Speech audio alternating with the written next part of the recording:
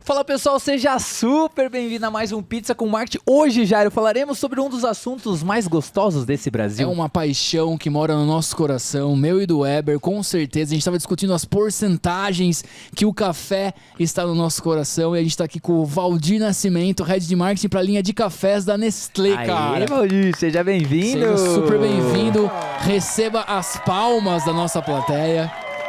Muito obrigado pelo convite. Eu fico lisonjeado de estar aqui, de falar um pouco da minha experiência de marketing, de multinacional, de bens de consumo e falar muito de café, né, que é uma paixão do brasileiro. É né? uma paixão do brasileiro. Vocês sabem que o Brasil é o mercado número 1, tanto de produção quanto de consumo de cafés no mundo. É muito então louco, a gente tem muito para se orgulhar aqui. Que Sensacional. legal. Cara. O homem já Hoje começou vai com ser uma tudo. delícia. Ô, Valdir, vamos entender. Você é Head de Marketing hoje e é muito legal porque você atua nas duas frentes, né? Que é a Nestlé e a Starbucks. Explica um pouquinho mais ou menos aí como que é essa questão aí. Esse jogo. Claro, esse jogo. eu explico Jogo de pra você marcas. assim, né? É. Hoje eu gerencio Nescafé e Starbucks at Home. Né? São duas legal. marcas Isso, muito perfeito. icônicas. Né? Então, Nescafé é a maior marca de cafés do mundo, a marca mais valiosa da Nestlé. E no Brasil mesmo? é uma marca que tem uma história de quase 70 anos, completa 70 anos no ano que vem. Que legal, meu. E eu não sei se vocês sabem um pouco da história de Não, Nescafé, pode. Por Manda favor. bala, manda bala. mas o produto nasceu de um pedido do governo brasileiro. É mesmo, cara. Porque a gente teve a crise de 29 lá atrás, Uhum. né? E o governo estava com um super estoque de café que não conseguia vender. Né? Até hoje a gente exporta muito, naquela época né, a gente era mais dependente ainda do café. E aí o governo brasileiro fez um pedido para a Nestlé, porque estava com muito café, e para criar um processo que aumentasse a vida útil daquele café. Assim como a Nestlé já tinha feito com o leite, por exemplo. E depois de alguns anos nasceu o Nescafé. E ele foi lançado primeiro no exterior, então foi primeiro em outros países, né? Foi em 1938. E aí, 15 anos depois, a marca foi lançada no Brasil. É mesmo. Que legal, Mas cara. o kick-off, o start foi o Brasil. Foi Brasil. E aí é por isso que no mundo inteiro, né, em todos os 180 países que ela está presente, ela é chamada de Nescafé, com o nosso acento. Não é Nescoffee. Que É legal. Nescafé no Inclusive, mundo todo. falando no cafezinho aí. Opa, chegou. Chegou. Muito legal, não sabia, cara. Que legal, meu. Sensacional. E Valdir, qual que é, assim, cara? A gente conversa com várias pessoas do alto escalão do marketing nas empresas e nossa audiência tem muita curiosidade, cara, de saber como que é o seu dia a dia, assim, sabe? Quais são os desafios que você lida trabalhando com marcas tão grandes assim, né, cara? Como que é o seu dia a dia nesses termos, assim, sabe? Desses desafios mesmo. Tipo, você olha pra o quê, assim, sabe? Tipo, você chega no escritório ou no home office, como que é formada a sua equipe? Conta um pouquinho pro pessoal, cara. A primeira resposta que vem é quase não tem dia a dia, cada dia é diferente. Né? Maravilhoso. Mas falar um pouquinho aqui do que é, acho que são marcas muito grandes, né? E acho que tem muito desse olhar de ir para o macro, para o micro. Tá. Então, por exemplo, com o Nescafé, né? No momento a gente está falando, pô, nós somos o maior café do mundo, né? Essa marca gigante, presente em tantos países, tão importante para as pessoas. E, ao mesmo tempo, a gente tem diversas linhas. Por exemplo, nesse café tem uma linha chamada Origens do Brasil, né, que são cafés plantados em regiões específicas da Bahia e de Minas Gerais, onde a gente conhece as 35 famílias que fazem o café, Que legal. por nome e sobrenome.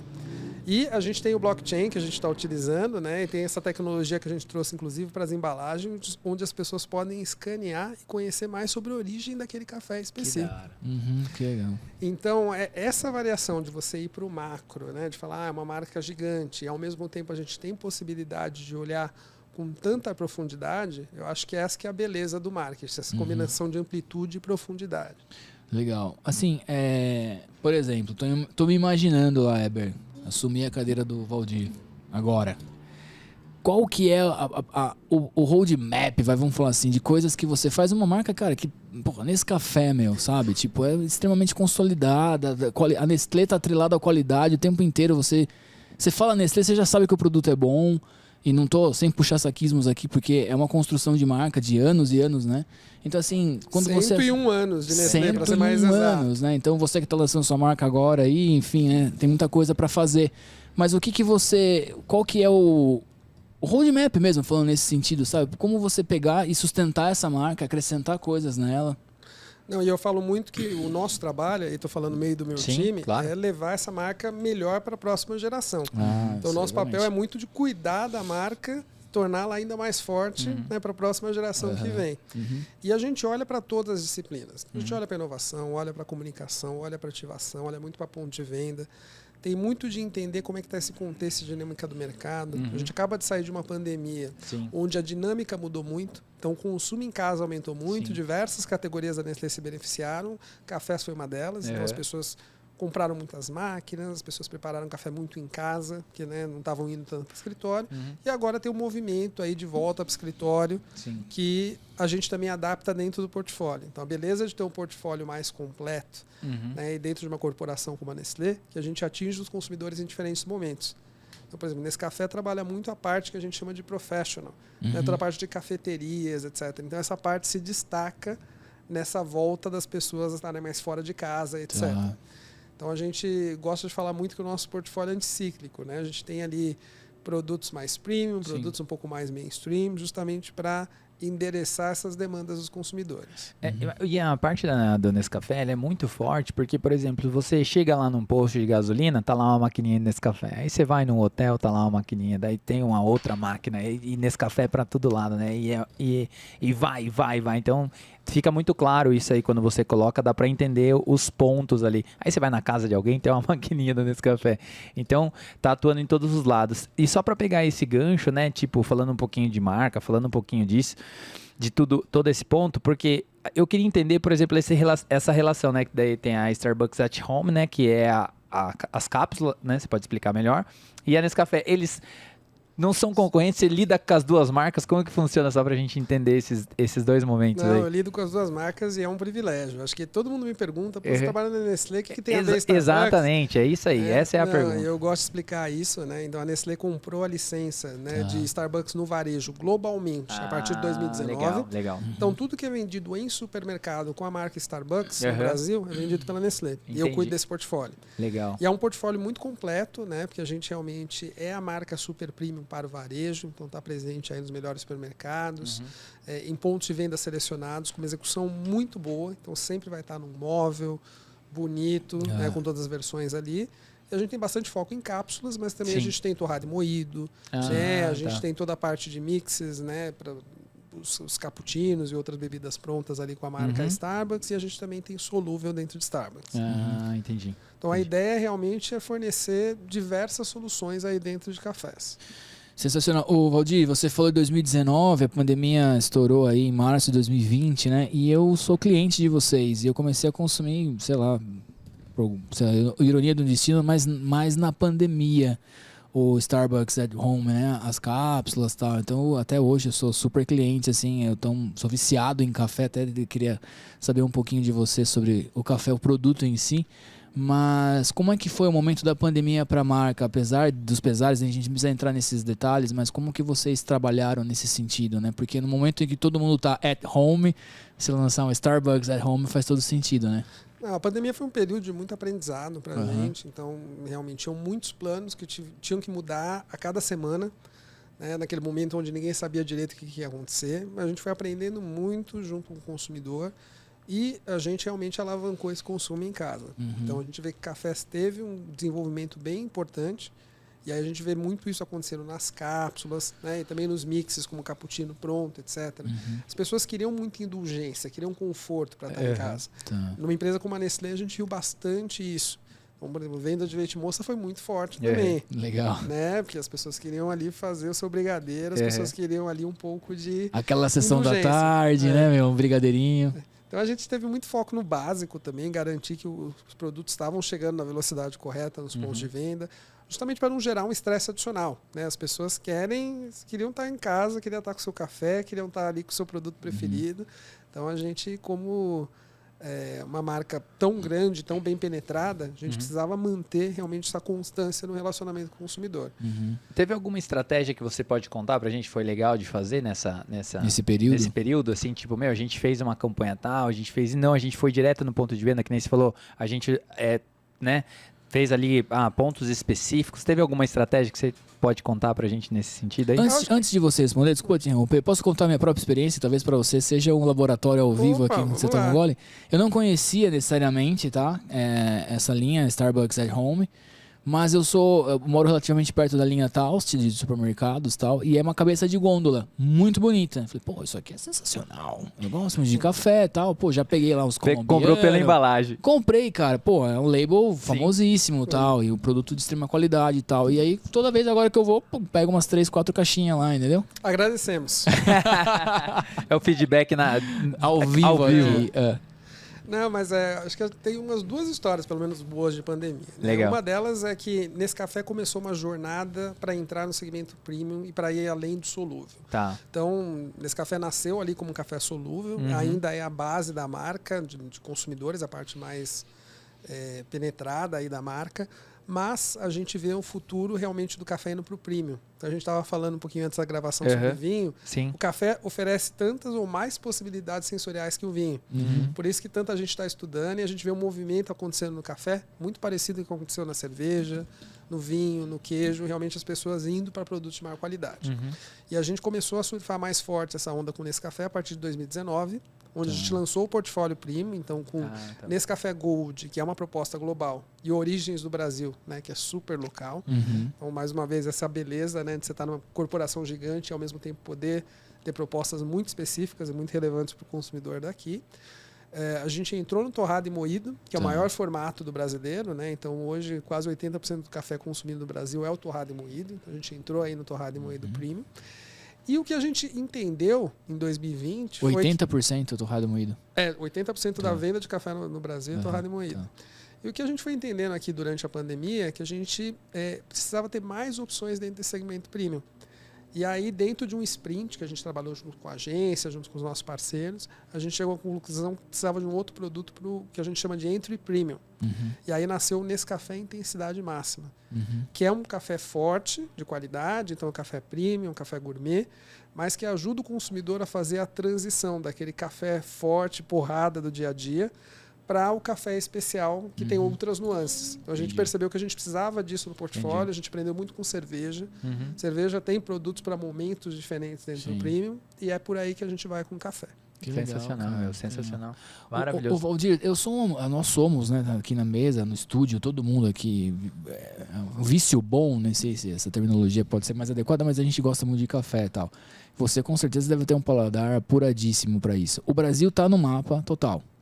Total. O Brasil é o maior produtor do mundo. Então, assim, muito do café que você vê na Europa, nos Estados Unidos, sai café brasileiro.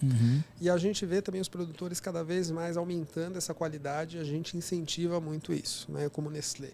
Que a gente quer que o Brasil venda não só o café tradicional, mas também o café especial para o mundo. Tá, e em termos assim, no sentido, às vezes a gente pega o colombiano, aquela coisa tal, enfim, conta um pouquinho mais pra gente dessa paleta de nuances, cara, do café. Uma das coisas que a gente vê é que o consumidor busca muito café de origem específica. Então, por exemplo, dentro de Starbucks, Colômbia é uma linha muito representativa. Porque é uma origem que o consumidor entende, é uma história fácil, e as pessoas já têm essa visão até da mídia, né? Teve até novela falando de café da Colômbia, então todo mundo entende fácil, e a gente vê isso acontecendo em diversas marcas. Então, trazer a origem, o consumidor saber de onde saiu aquilo é importante, né? Então, esse é um ponto, dos um pontos fator que tem mais apelo aí para o consumidor. Entendi. E eu acabei lembrando da minha outra história de pandemia, se vocês me permitem. Claro, né? por favor. Então, a gente, em 2021, estava criando uma campanha publicitária. Então, a gente criou 3 filmes falando muito do ritual do preparo do café. Né? Então, a gente tinha um filme que falava mais do tempo da natureza, ou seja, quanto que aí tempo o café demora para se desenvolver. Né? E a gente tinha mais 2 comerciais que falavam muito de preparo e de ritual. Né? E a gente desenvolveu uma ideia, que foi muito legal. A agência trouxe uma ideia, além dessas 3 que já estavam previstas, que é um comercial de 4 minutos com alguém fazendo um café, ao som da música do Lenine, Paciência, não sei se vocês conhecem. Essa música não tinha clipe, né? E de repente tudo fez sentido. Então, para a gente, foi uma aposta forte, porque apostaram um comercial de 4 minutos. Né? No meio da pandemia, uma marca que nasceu no solúvel, que é aquele café que a gente prepara rápido, de repente convidando as pessoas a ter paciência, foi um movimento muito ousado e que deu muito certo. Cara, porra. Então, o que a gente viu foi que mais de 50% das pessoas viu o comercial inteiro no YouTube. Que legal. Né? Então, que assim, legal. realmente foi muito diferenciado. Nossa, uma retenção altíssima. Meu. De resultado. A gente, inclusive, ganhou um prêmio do YouTube agora, YouTube Works, como uma das marcas que melhor utilizou a ferramenta, né, e trouxe muito essa questão do momento da pandemia, ou seja, foi um convite mesmo para as pessoas, vamos acalmar, vamos olhar o tempo das coisas, né? E agora a gente está concorrendo no F também, então... Que isso. Dedos cruzados. Que legal, maravilhoso. Vamos buscar, vamos ganhar. Pô. Ô, Valdir, sabe o que eu queria ver? Eu não sei se você tem essa sensação, esse movimento. A gente tá falando de café aqui, falando de marketing, falando um monte de coisa. Mas o que eu tô observando, esses últimos dias eu andei viajando aí, ficando bastante também em São Paulo e tal. E o que eu tô vendo no movimento, cara? Não sei se faz sentido pra você. Mas, por exemplo, eu tô chegando numas cafeterias da vida, às vezes eu tava lá no hotel, tal, no Ibis da vida, lá, pá, tava...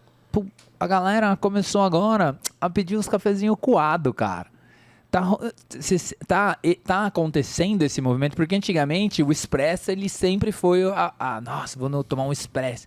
Só que parece que agora, tipo, é o ciclo e o pessoal tá voltando pro café. Então você senta lá, você tá lá, a galera tomando café, pô, aquele negocinho, os negocinhos coados, você coloca o seu café ali, você tá rolando esse movimento ou é uma sensação que eu tive? Não, tá rolando esse movimento sim, né? Por isso que até a gente decidiu entrar no torrado e moído pelo Premium, que é esse coado, justamente tem essa característica de cafeteria, né? E a gente vê esse movimento acontecendo. Então, por exemplo, o drip coffee é algo que está ficando mais popular, que é aquele café que você prepara individualmente. Isso, esse aí. Né? É esse aí. Então, esse também está ainda é pequeno, mas está crescendo bastante no mercado.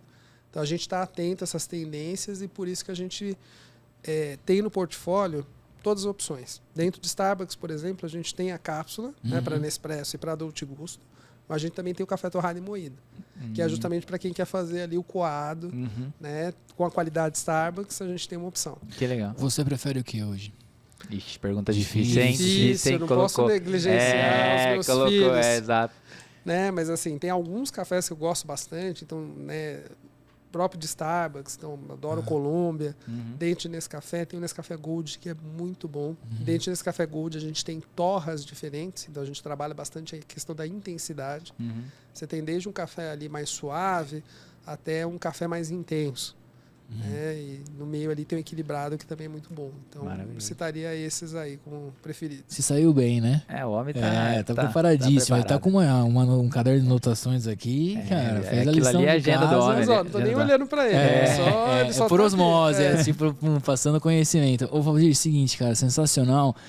Mas a gente tem muita curiosidade também nesse nível de organização que você tá, numa grande empresa, numa grande marca. Como que você organiza o seu time? Quais são as frentes de trabalho que você faz lá?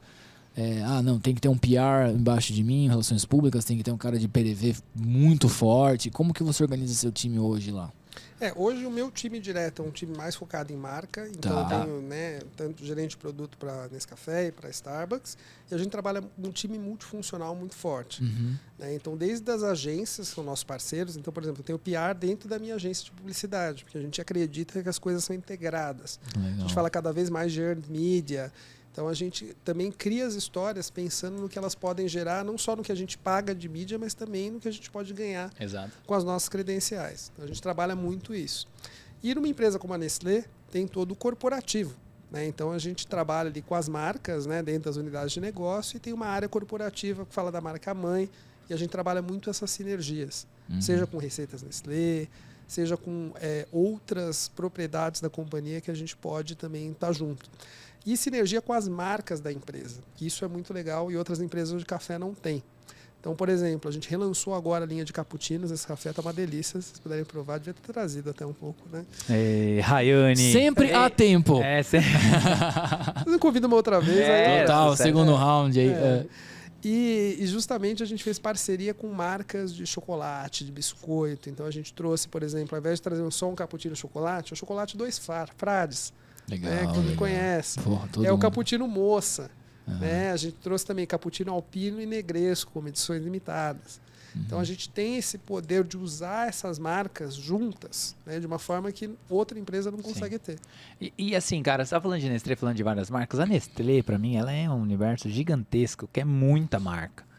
Muita marca. E aí, cara, na minha cabeça é o seguinte, só não sei se você pode falar sobre isso ou não, mas assim, cara, só pra eu entender na minha cabeça, assim, tipo, você tem a Nestlé lá, e aí cada pessoa, tipo times de marketing, é tipo mini empresas lá dentro. São mini empresas lá dentro, acho que de uma forma geral De uma forma geral, pra explicar. Porque são muitas marcas, são negócios muito distintos. distinto. Você tem pet food com Exato. purinas, tem nutrição infantil, que tem canais diferentes, exato, regras cara. diferentes, etc. Então, realmente, você tem times focados em cada um dos negócios.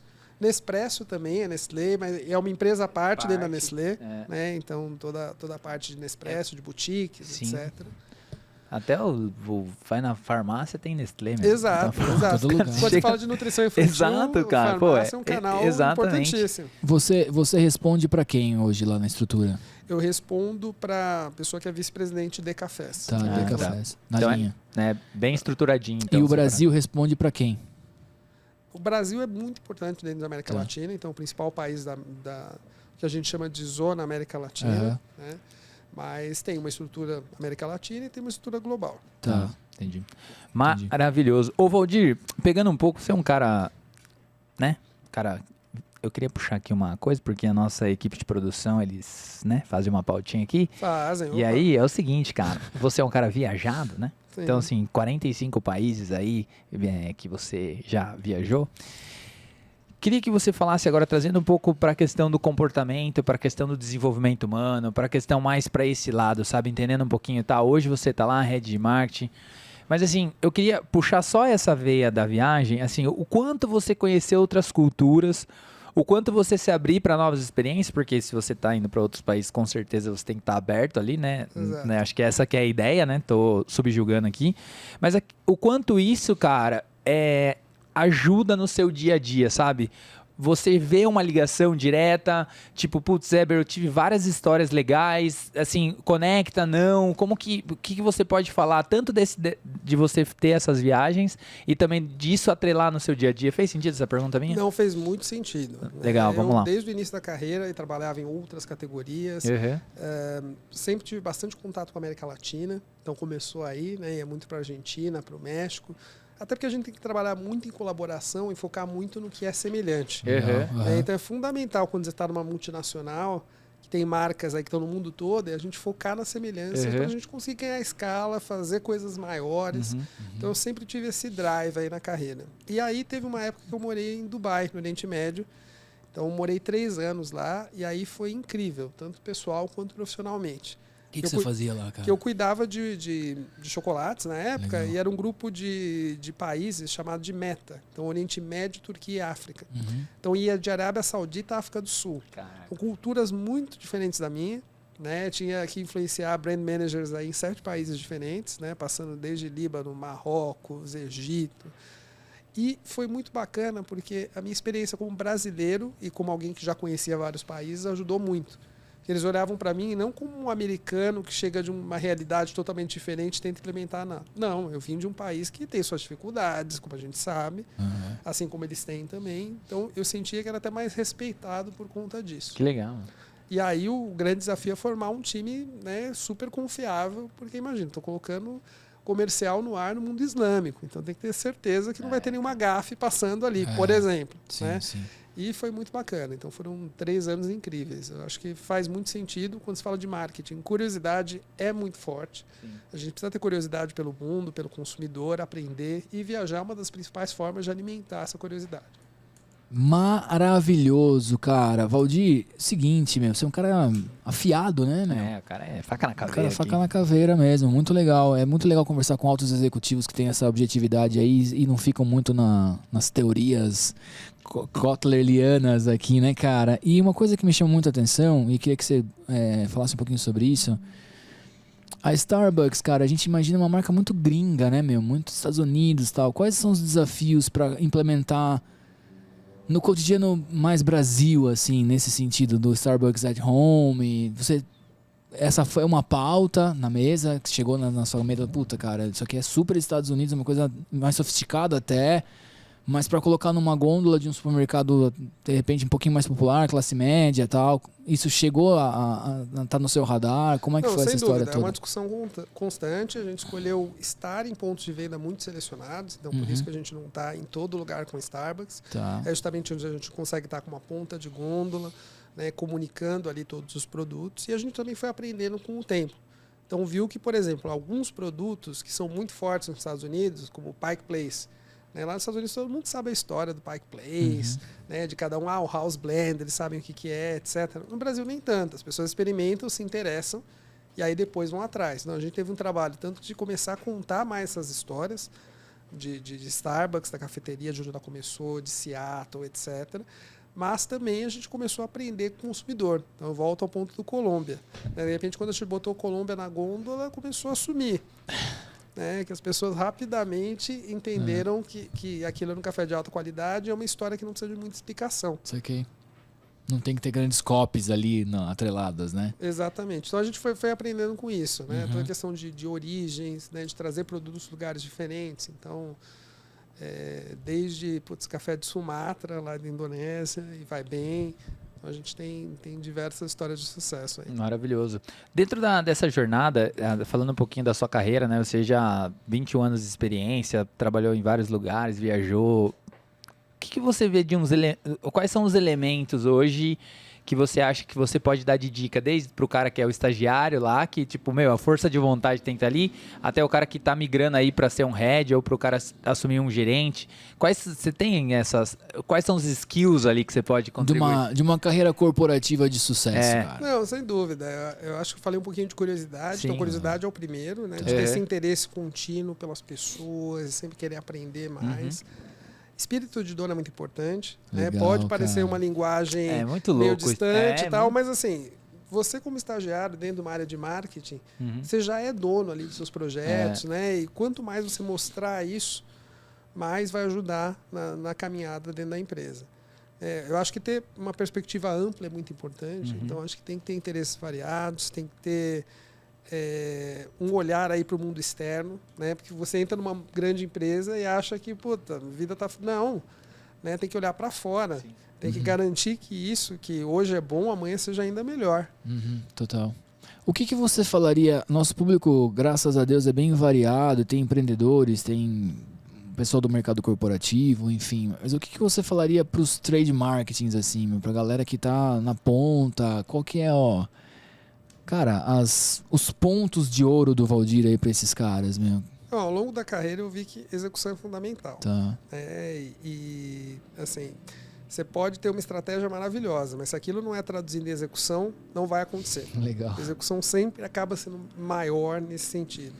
Então, o que eu aprendi em categorias diferentes é esse foco em execução, nos fundamentos, de ter o produto no ponto de venda, de fazer a distribuição correta, de fazer o merchandising correto. Isso é fundamental, isso que vai construir a sua base. E aí sim, a gente vem com as campanhas e a gente traz essa força junto ao consumidor. Tá. Mas o primeiro ponto é garantir que a execução seja bem feita. Maravilhoso. Ô Valdir, eu queria seu olhar, cara. A gente estava falando sobre isso agora há pouco no outro podcast aqui. Até a gente contou a história da Coca-Cola, né? Quando a Coca-Cola chegou no Brasil, a gente não sabe se é verdade ou não. Aí o cara mandou lá um consumidor pedir no bar uma vez, aí no outro dia mandou, e aí mandou o vendedor passar lá na sequência. E aí, o vendedor, 3 caras pediram, eu vou colocar. Até dentro da sua visão, assim, até pela sua experiência, por onde você rodou, cara, até que ponto a força do desejo pela marca, né? Então, por exemplo, eu tenho uma massa querendo tal produto, ela impacta para que, de repente, lá no ponto de venda ela ganhe um espaço melhor, você entendeu a minha pergunta? Sem dúvida. Eu acho que Starbucks é um bom exemplo disso. Então, quando a Nestlé começou ali com Starbucks, tinha um desejo muito grande até por parte dos clientes. Isso, exatamente. Porque é uma marca desejada, é uma marca aspiracional, é uma marca que representa o estilo de vida. Então, quando a gente começou a falar que essa marca está disponível para o varejo, todo mundo quis. E esse desejo, né, do varejo, etc., é super importante, porque isso também vai se cascatear até o consumidor final. Só que ali dentro dessa mesma pergunta, olha só, a gente vai entrar aqui numa parada muito louca. Como que você, um marqueteiro, faz, né, assim, jogando conversa aqui no nosso Pizza com Marketing, tipo assim, quais são É que não tem uma fórmula mágica, mas assim, como que a gente constrói a Starbucks, né? Tipo, a marca, né? Tipo, quais são os elementos que você acha que... Por exemplo, cara, de repente, assim, a gente tá falando de Starbucks, mas vamos pensar lá na Joaninha lá que tá fazendo qualquer coisa lá, o Joãozinho que tá fazendo... Tipo, pensar na marca. Quais são os elementos que você acha que, tipo, uma marca tem que ter para que ela chegue nessa força? Fez sentido, mais ou menos, essa minha pergunta? Super. Acho que toda marca tem que ter um diferencial muito forte. E uma coisa que eu acredito muito é você ter um propósito. Então, Então, Legal. hoje, dificilmente você consegue criar uma marca só com base em benefício funcional. Porque Saquei, a tecnologia saquei. é rapidamente atualizada, Uhum. mas uma marca que tem um propósito claro, isso é muito difícil de tirar. E aí, quando a gente fala de Nescafé, por exemplo, todo o foco que a gente dá em sustentabilidade, em ajudar os produtores de café, isso sim é algo que faz diferença no longo prazo. E aí você vai construindo marca ali a ponto de você gerar esse desejo, né? Exatamente. O Valdir, seguinte, um dos pontos que é muito forte na sua jornada aí são as causas sociais, né, cara? Eu queria que você falasse pro pessoal aí qual a importância das marcas trabalharem isso, porque a gente vive num país em desenvolvimento, então é muito importante trabalhar essas causas. E o que você faz nesse sentido? Conta um pouquinho pra gente aí.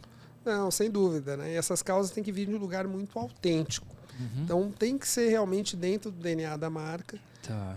No meu caso, eu tenho interesses bastante variados, então eu já venho trabalhando como conselheiro de uma organização que trabalha com o terceiro setor há bastante tempo. Que legal. E nos últimos anos eu me engajei bastante na agenda de diversidade, principalmente racial, que é algo que a gente precisa evoluir muito como país. Tá. E dentro das marcas, o que eu vejo de casos bem-sucedidos é quando a marca começa a abraçar uma determinada causa com consistência. Então, trazendo alguns exemplos da própria Nestlé. Kit Kat foi uma marca que começou a abraçar a causa LGBTQIA+, muito forte. Só que isso tem que ser de dentro para fora. Então, assim, de ter essas pessoas também dentro da empresa e isso se refletir depois no mundo exterior. Então, você tem que fazer muito e depois falar a respeito. Você não pode inverter a ordem, começar a falar sem fazer. Se não se sustenta e fica aquela coisa, né? Tipo, pô, como assim? Fica só da boca pra fora, se aproveitando de uma onda, e aí o tiro pode ser pela culatra aí, né? Exatamente. Então, se a marca vai escolher se associar com diversidade, tem que abraçar mesmo. É uma coisa de longo prazo. Não pode ir lá fazer uma campanha e depois sair.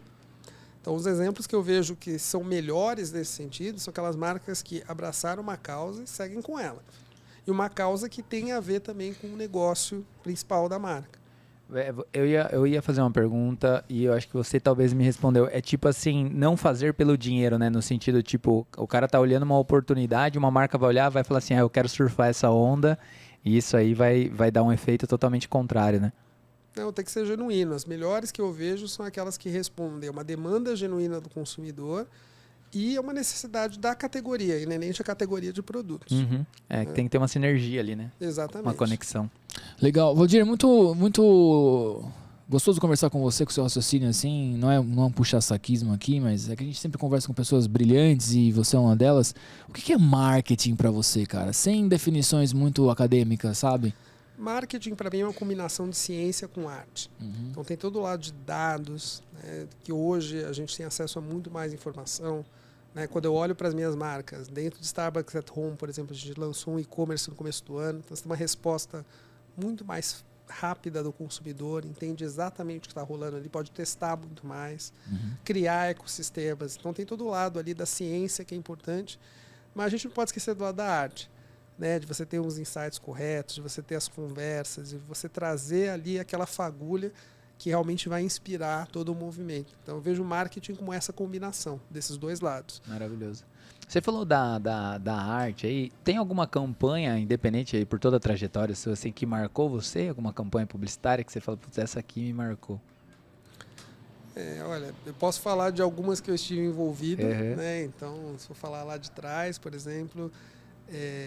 Pedigree é uma marca que é concorrente da Nestlé, não devia nem estar falando, mas eu trabalhei então, por alguns anos e acho que tem uma ligação muito forte com o universo dos cães e assim, uma campanha que marcou muito foi a campanha do Somos Loucos por Cachorro. Que legal. E é uma marca que evoluiu, e que olha para a causa de animais abandonados como uma causa forte de defesa e mantém isso ao longo do tempo. Sim. Então, e isso, por exemplo, é uma coisa bem bacana, que marca bastante. Que legal, Tá. sensacional.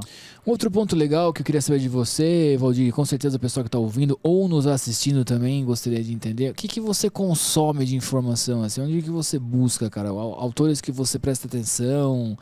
O que você, enfim, está consumindo? Livro de cabeceira? Como é que é essa história para você aí?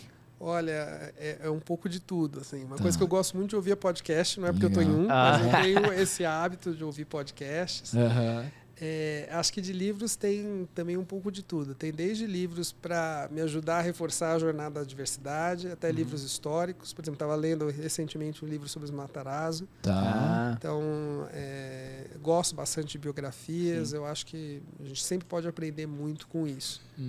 Tem alguém no mercado que você hoje admira nesse sentido, assim? Tipo um autor que você fala assim, putz, esse cara, leiam aí, assistam vídeos do cara, porque... Não, Simon Sinek é um Legal. cara, ele é bastante conhecido, mas eu gosto muito, né, do Start With Why. Eu acho que tem muita coisa ali bacana, Brené Brown, né? Eu acho que tem alguns caras que realmente me inspiram nesse sentido. Vale a pena. Maravilhoso. O Valdir, você falou da questão da diversidade e tal, e aí você usou a palavra, a gente precisa evoluir muito, né? Quais elementos você acha que uma empresa hoje, no sentido, a gente falou de fazer primeiro para depois falar tal, mas assim, para aquele cara começar, o que você daria os primeiros passos ali, né? Para olhar para isso, se aquela empresa não está olhando, para a gente evoluir como um todo? Não, sem dúvida. É uma jornada que eu vejo muitas empresas começando, né, agora, e eu vejo também algumas empresas que nem sabem por onde começar. Isso, Então, assim, essa eu acho que você responde. Que é esse papel de conselheiro que exatamente. você tem nessa ONG também? Não tem nada a ver. Não, esse papel de conselheiro é muito mais uma ONG que toca diversos projetos, Legal. mas não é voltado para a diversidade. Tá. Mas eu, nos últimos anos, me envolvi bastante também com os comitês de afinidade. Então, acho que o primeiro ponto é você entender quais as diversidades que a gente precisa olhar. Então, Tá. no Brasil, sem dúvida, a questão feminina ainda é muito importante, né? Toda a questão de PCD, obviamente, a diversidade racial, que hoje está sendo muito mais trabalhada nas empresas, e também toda a questão geracional. Então, desde os mais jovens, mas também os mais sêniores, né? Com pessoas vivendo mais, né? Como é que é isso dentro da empresa? Né? Então, esse também é um outro ponto, né? E além do exemplo de LGBTQIA+, que eu falei. E o que é importante é você ter gente dentro da empresa, né? Que represente cada uma dessas diversidades. Você tem aliados também, então pessoas que ajudem a transmitir essa mensagem. Tem toda uma agenda de sensibilizar. Então, por exemplo, quando a gente olha para a questão racial no Brasil, a gente está falando de um país que tem 56% de negros, mas quando a gente vai olhar para empresas, né, você tem um percentual muito pequeno de executivos negros. Né? Se olhar só para mulheres negras, a gente está falando de 0,4%. É muito pouco. Né? Então, como é que a gente faz essa mudança no curto prazo para que as empresas reflitam a realidade onde elas estão? E eu vejo que as mais antenadas já estão nessa jornada, já estão andando nessa direção. E é uma construção também, né? Tipo, de você construir isso a longo prazo, né? Não dá pra você fazer, fiz uma vez, uma ação aqui e acabou, né? Não, Acho que você falou sobre consistência, né? Tem que ter essa consistência, manter esse ritmo e também contribuir em outras pontas. Acho que são vários fatores, é um assunto complexo, né? De a gente... Né, bater um papo aqui, teria que fazer só sobre isso. Teria um outro podcast só disso. Exatamente. Mas maravilhoso. Cara, acredite se quiser, Uhum. mas já se passaram 40 minutos. Bicho. E a gente respeita muito a agenda do Valdir. Ele é um homem extremamente ocupado e tal. O Valdir é o seguinte, a gente tem um quadro que se chama Divide a Pizza. A gente vai falar alguns nomes e aí você vai dizer se você divide a pizza com esses nomes, sim, não, e um porquê ou de repente alguma pergunta que você gostaria de fazer com essas pessoas. Eu vou começar aqui, Eber, metralhando o Valdir, que é um cara inteligentíssimo. Ale Costa, cara, CEO da Cacau Show. Divido a pizza. Perguntaria alguma coisa pra ele, comentaria alguma coisa? O que vocês falariam nesse jantar aí?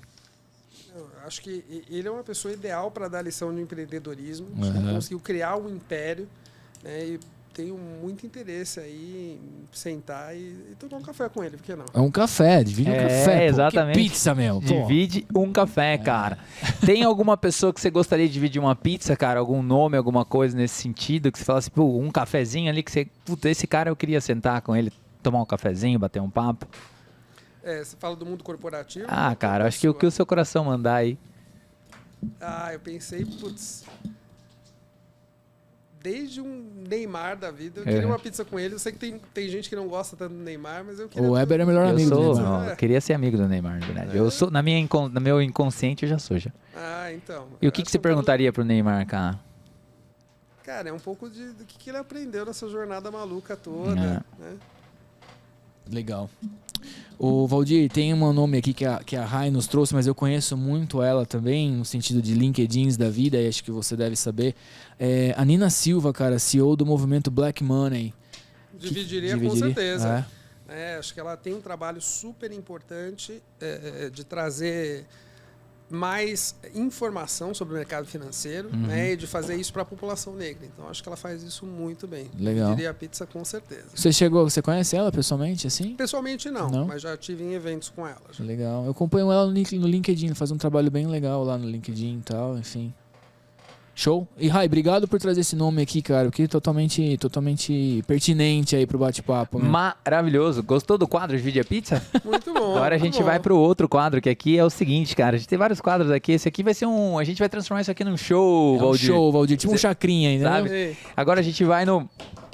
Troca de papéis, a vinheta. solta a troca de papéis, você acaba de ganhar um podcast, pode fazer qualquer pergunta pra nós aí, Valdir. Opa, eu queria que vocês falassem um pouquinho sobre marketing digital. Queria, pegar um pouco da visão de vocês, como é que vocês veem isso, por exemplo, para pequenas empresas versus grandes empresas. Então me fala um pouquinho aí. Cara, eu vou começar e depois o Weber vai, de repente, para a parte mais técnica aí, mas pra você também, com certeza, marketing é marketing, né? Então, se é on, off, acho que depende muito do objetivo que a marca ou que a empresa quer. Mas a gente acredita muito em entrega de valor, né? Assim, e de fato, e é um clichê também falar nesses termos, porque todo mundo fala assim, entrega valor, mas no final do dia você está entregando valor? Porra, não. Então não tem entrega de valor. Então a gente trabalha muito, a gente tem uma agência também de marketing, temos um software, inclusive é o patrocinador desse podcast, 21 Live. Iniciamos agora um projeto de uma academia chamada Academia 21 Live, com cursos gratuitos de marketing, com material de marketing, desde para estudante, freelancer, mercado corporativo, enfim, pessoas que trabalham em agência, para entregar de fato valor. Então o marketing digital ele possibilita isso, a escalabilidade da dinâmica, né? Antes eu tinha que colocar um monte de outdoor na avenida aí para tentar atingir as pessoas. Hoje a Rayane entra na academia, ela consome um conteúdo, já fala com a amiga dela, já a coisa se espalha numa outra velocidade. Então, no final do dia, beleza, marketing é marketing, se é on, se é off, tal, mas no digital a gente consegue metrificar e escalar isso muito rápido, talvez até com um custo muito menor, mas no final é a entrega de valor, assim, sabe? Tipo, o que a marca está entregando de fato, né? Isso, cara, acho que só pra pegar o gancho aqui, Valdir, tipo, o que é o marketing digital, né, cara? No final a gente tem um consumidor que é omnichannel. Exatamente, cara. Tipo, sabe? Aí o que a gente fica maluco às vezes, assim, que dói no nosso coração, é a parada da venda do sonho, sabe? Fique milionário, aprenda marketing digital e, pô, não precisa de mais ninguém. Então a gente gosta mais do marketing pela verdade, sabe? Então, se a gente for trazer um pouquinho desse conceito, o que é o marketing digital? O marketing digital é mais um canal que você tem para falar com o seu cliente. Exato. Entendeu? Então, assim, você tem, obviamente, técnicas, você tem formas, assim como você tinha antigamente, que era o cara que estava lá na feira gritando, porque ele gritava mais alto, ele tinha uma voz melhor, ele criava uma coisa. Então, assim, o marketing... jargão. É um jargão. Então, assim, o que é o marketing digital? Então, assim, é onde as pessoas estão, então ali eu preciso chegar nela. Mas eu posso chegar nela contando uma história, eu posso chegar nela gerando valor, como que eu vou chegar nela? Então, assim, entender dele hoje, ele é super importante. Não tem como você falar, que nem você falou agora, é omnichannel. Não dá pra agora você falar assim, olha, eu não faço parte, olha, eu não vou entrar. Então, acho que não existe isso, sabe? Mas também colocar como um deus, no sentido, tipo, oh, meu Deus, o marketing digital é a revolução e agora vocês... Isso eu não, particularmente falando agora por mim, eu não gosto muito, sabe? Eu acho que, cara, é marketing, que nem o Jairo colocou. Tipo, marketing é marketing, a gente tem um business, a gente tá falando de uma empresa, pô, é a Nestlé, então a gente tem uma história, eu tenho um monte de coisa, então eu uso disso também como um canal para falar com o meu cliente, para eu melhorar a experiência, para eu gerar mais valor. Mas tem que ter a verdade, sabe? Eu acho que se não tiver essa verdade aí, cara... Concordo totalmente com isso. Acho que no final nosso trabalho é contar histórias. Exato. E aí não importa o meio. Não importa o meio. Como a gente se atualiza para contar essas histórias nos meios diferentes. Maravilhoso. E daqui a pouco vem metaverso, daqui a pouco vem uma série de coisas aí, né? Mas a galera gosta desse... E a gente vai estar lá também. Exatamente. Ô, Valdir, a gente lançou um quadro novo hoje aí de sopetão, que é o quadro Copa do Mundo, cara. Olha só, esse quadro Copa do Mundo, primeiro a gente quer saber de você, como que... Se a Nestlé já está se preparando para isso, se você puder falar ou não, não, mas como que também a visão do Valdir para que as empresas, né, possam se aproveitar e assim, tipo, criar estratégias para aproveitar esse momento que tá chegando aí, como que você vê esse momento, até mesmo falando de marketing, sabe? Claro. Não, a gente vê, tem as empresas que são patrocinadoras, que aí Exato. podem aproveitar de um jeito muito mais profundo. Exato. Mas mesmo que não é patrocinador, tem que entender muito a dinâmica do seu consumo. Legal. Né? Então, quando a gente olha para a Copa do Mundo, a tendência é pensar nas categorias ali como cerveja, como salgadinho, etc. Mas muita gente pode se beneficiar. Exato. Né? Você tem que olhar para o horário do jogo, o que a pessoa vai estar fazendo ali, será que meu produto se encaixa ali ou não? A gente começa a olhar e fala, o café tem um papel. Né? E a gente também pode brincar um pouco aí dentro. Tem também as considerações que a gente tem com relação à mídia. Então a gente vem de um período que agora a gente está falando de eleições, que a gente tem aí uma bagunça no sistema. Depois já vem Copa do Mundo. Black Friday é um período muito forte para cafés. Exato. Vai estar ali no meio. Exato. Então a gente tem que olhar muito para a mídia com muita cautela, considerando todos esses eventos também. Né, e como a gente maximiza dentro do que é relevante, né, no meu caso, para cafés. Exato. Legal. Maravilhoso. Você aposta que o Brasil vai chegar na final? Qual que é a sua visão do Brasil aí? Cara, eu vejo o Brasil bem. Né, Você gosta de futebol? Olha para ranking, gosto e tal, mas vamos ver. Eu diria que vamos estar ali no top 4. No top 4. No top 4. Uma possível final, o Brasil foi pra final. Qual que é o placar? É o bolão do Pizza com Marcos. É o bolão do Pizza com Marcos. Uns 3-1. 3-1. 3-1 na final, 3-1, sensacional. Ô, Rai, toma nota, depois a gente vai mandar um prêmio pros convidados aí que acertaram o bolão aí. Maravilhoso. Esse foi o mais novo quadro Copa do Mundo do PCM. É isso aí, Gerão. Vamos pra grande hora, pro grande momento. Exatamente. Valdir, foi um bate-papo que passou muito rápido, cara, e foi bem intenso, assim, na minha opinião. Com certeza na do Weber também. E anotamos, cara, os melhores momentos aqui da sua fala, inteligentíssima. Vocês são muito ágeis, muito ágeis. É isso, a gente tá com tudo aí, cara. E esse é o momento do e-book do convidado. A gente escreveu aí seu e-book pra lançar. E enquanto a gente fala, você aí aproveita esse momento. Se diverte. Beleza? Se diverte. Maravilhoso. Manda bala. Chegou o grande momento, o e-book do convidado aqui com o Valdir Nascimento. E pra começar com tudo, cara, ele falou pra você focar nos semelhantes, cara. Então pra você olhar pra aquelas pessoas que estão no mesmo nicho que você, aprender com aquilo e não deixar, não ignorar, porque com certeza você pode se beneficiar disso. Cara, uma coisa muito importante que o Valdir falou em vários momentos é o seguinte: seja curioso, cara. Então esse espírito de curiosidade pode trazer muitas coisas legais na sua carreira e na sua vida. Maravilhoso, vou riscar a curiosidade aqui que eu também tinha anotado essa, mas eu vou pra minha próxima, que é o seguinte, cara, aproveite das histórias que não precisa de muita explicação. Então, ou tente contar uma história sem muita explicação. Ele contou aqui a questão do café colombiano, então assim, aquilo que vende mais, você pode se aproveitar desse momento, ou até mesmo você pode criar uma história que não precisa muito explicar. Então assim, como que você vai fazer isso? Aí é com você, meu amigo. Exatamente, cara. Outra coisa que o Valdir falou que é matador, e eu concordo plenamente, independente da sua posição numa organização, numa empresa, num empreendimento, num projeto, tenha o espírito do dono, cara. Com certeza você vai se dar bem. Esse espírito do dono é uma coisa muito legal, mas assim, não adianta nada você não ter a execução, meu amigo. Então assim, planejar é legal, é bom sonhar, mas também você precisa executar. Então uma boa execução com certeza faz a diferença. Muito bom. E se você está numa empresa que quer ousar ou aprimorar as causas sociais, faça isso com a verdade intrínseca, cara. A lição de casa antes, para depois comunicar à sociedade e à comunidade, para que isso seja mais verdadeiro possível e para que o tiro não seja para culatra. A gente vive num país em desenvolvimento, precisando cada vez mais de pessoas para contribuir com isso. Então a verdade faz parte desse processo. Maravilhoso, Gerão. Eu vou pro meu finalmente aqui, pra minha explicação final, para aquele insight final, que é o seguinte, meu amigo, não importa se você é um pescador ou se você é um senador, do pescador ao senador, cara, trabalhe com um propósito. Eu acho que é isso que move as pessoas. O Valdir falou sobre isso, é sobre você buscar e você fazer, mas aqui o propósito é o que vai além. Então, cara, busque o seu propósito. Se você não encontrou ainda, com certeza você vai chegar lá. Muito bom, eu encerro esse e-book do convidado do Valdir Nascimento com uma frase emblemática, cara. A definição de marketing dele eu adorei: marketing é arte e ciência. Esse é o e-book do convidado do Valdir Nascimento, meu. Ó, o homem aqui, meu, com a gente. Muito bom. E aí, curtiu? Não, excelente, adorei a experiência. E eu tava falando com a Rayane que assim, a gente tinha falado sobre a pauta, a gente conversou aqui 5 minutos, entrei aqui na sala e fluiu, acho que foi super bacana. Legal. A gente seguiu, né? Assim, estamos aqui, né? Geralmente a gente não segue, mas A Rai faz um trabalho maravilhoso, a gente estuda os convidados antes. Não, eu vi, dos 45 países, falei, ele realmente estudou. Tá vendo? Na ponta da língua, meu. Valdir, brigadão, Valdir, cara. a gente vai pros finalmente, mas antes da gente ir, cara, eu queria que você deixasse sua mensagem final, agradecesse aí pra gente fazer esse fechamento. O que você quiser falar, o microfone é seu. Não, primeiro, fico muito honrado pelo convite, acho que foi um bate-papo muito bacana. Legal. E acho que eu volto a trazer algumas coisas que me movem, né? Então, a gente falou muito de propósito para as marcas e para a vida, Exato. né? A gente descobrir qual que é o nosso propósito e a gente ir atrás disso é algo que faz muita diferença, né? E, para mim, outra coisa que é muito relevante, a gente tem que falar cada vez mais, talvez seja o tema do nosso próximo aqui podcast, legal. é falar de diversidade. Né? Como a gente traz mais diversidade para as empresas, para as marcas e como é que realmente as empresas começam a refletir mais a sociedade que a gente está. Que é uma sociedade muito plural, né? E a gente também inclui as pessoas, que não é só diversidade, é também incluir. Exatamente. Muito bom, maravilhoso.